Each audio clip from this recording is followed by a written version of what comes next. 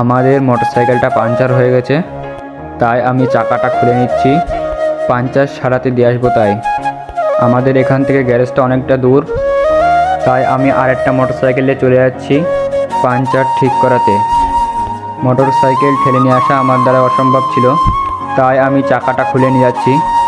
তোমাদের সাথে কথা বলতে বলতে আমি পৌঁছে গেলাম গ্যারেজে। তারপরে দেখো কাকারা চাকা নিয়ে চাকাটা ঠিক করে দিচ্ছে। মোটরসাইকেলের চাকা খুলতে অনেকক্ষণ লাগলো। অনেকক্ষণ চেষ্টা করার পরে চাকা খোলা শেষ। তারপরে টিউবটা ঘষতে লাগলো।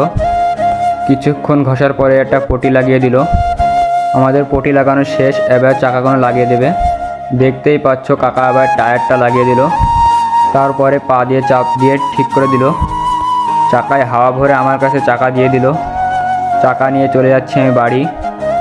আজকের ভিডিওটা এই পর্যন্তই, দেখা হচ্ছে নেক্সট ভিডিওয়।